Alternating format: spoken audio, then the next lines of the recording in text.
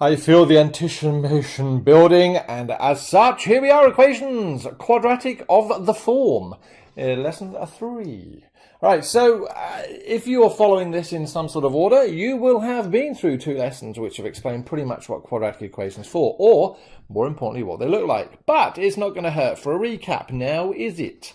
So, we've already learned how to factorize a quadratic. How did we do that? Well, from the last lesson, if you remember, and this one here, if you remember, we could give you something like x squared minus x plus 3 and ask it to factorize. And what are we talking about factorizing?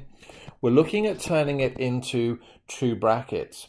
Now, why? Well, it's no real surprise that if we have something in the form of the 2 brackets, we can, and just rub that out for a second, we can in fact relate this information to our crossing points here, right?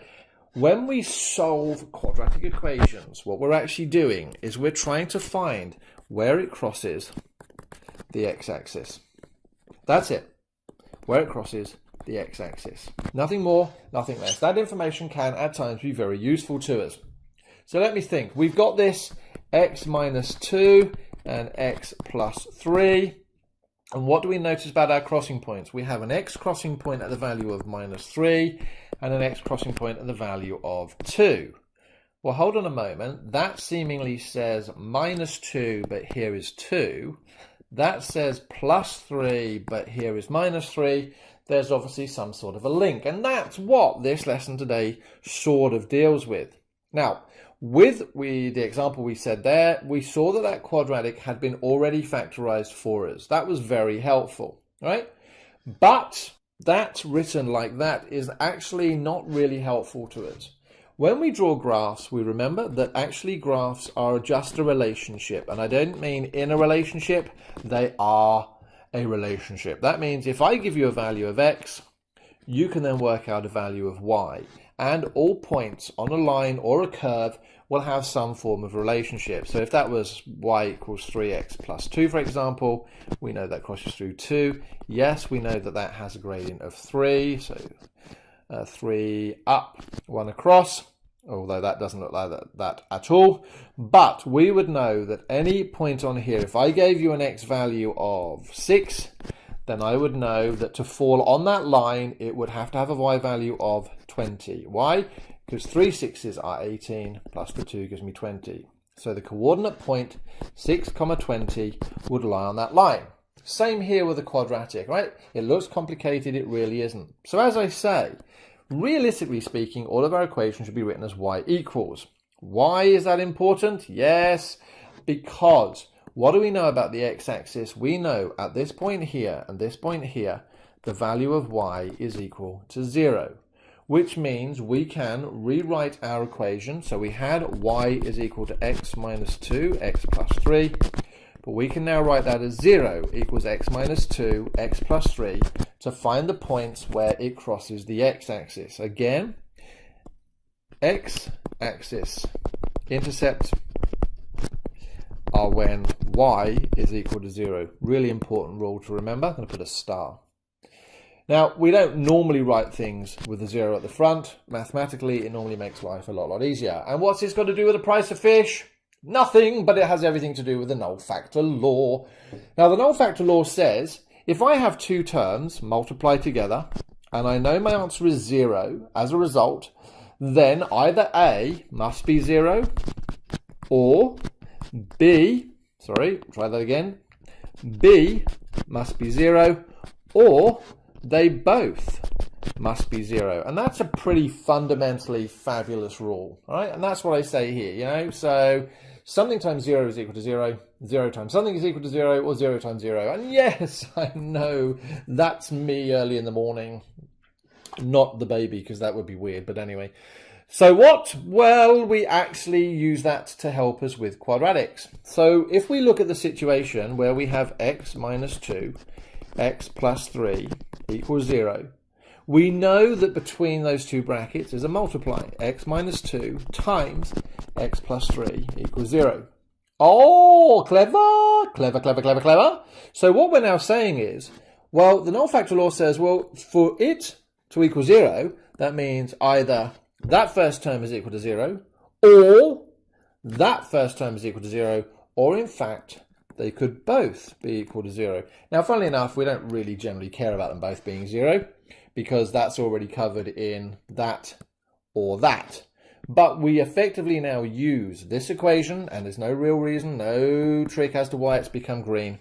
So we now say let that first bracket equal 0, or let the second bracket equal 0. And where the brackets then become useless, we get x minus 2 equals 0, so x is equal to 2, or x plus 3 equals 0, so x is equal to minus 3. And hold on a moment, if I go back and check my graph, x equals 2, and x equals minus 3, OMG. Exactly the values I'm looking for. Now, a word to all of you. Yes? When you are being asked to find solutions or crossing points, please, please, please make sure that you write them as coordinates. So they should be 2, 0 and minus 3, 0. Just a word. Check the wording of the exam. Now, my screen on my tablet's now gone down to a little bit darker. My apologies, it's running out of power, so I shall have to hurry this along. So this is an example from first principles using all of the information to help us find the crossing. Now, how would we know to do this? Because the question says solve.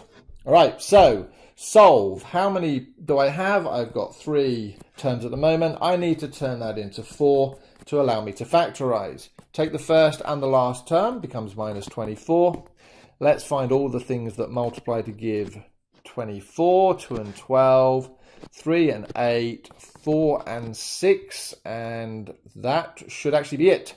So I want a positive 5. I know that 3 and 8 can in some format make 5 by making all of this side negative, gives me negative 3 and 8. So first term stays the same, minus 3x plus 8x minus 12 is equal to 0. We can now do factor pairs. That gives me x, 2x minus 3. Take out 4 of a factor here because 8 and 12 can be divided by 4. That gives me 2x minus 3 equals 0. Do the 2 brackets equal? Yes, so I can factorize again. 2x minus 3 moves outside a set of brackets, which gives me x plus 4. It's got to be equal to 0 because the question says for me to solve. Using the Null Factor Law, I now know that either 2x minus 3 must equal 0, or x plus 4 must equal 0. So 2x is equal to 3, x is equal to 3 on 2, or x is equal to minus 4. Again, if I were going to write those as coordinates, it would be 3 on 2, 0, and minus 4, 0. But what does that mean in real life? It means that here is my graph, here are my is my curve. I now know that that point there is at minus 4. I know that there is at 3 on 2. And actually, I can use that information to find other stuff. So, for example, we know that this has an axis of symmetry. So what that means is, if I can find the point halfway between minus 4 and 3 on 2, I can find the x value of our minimum point.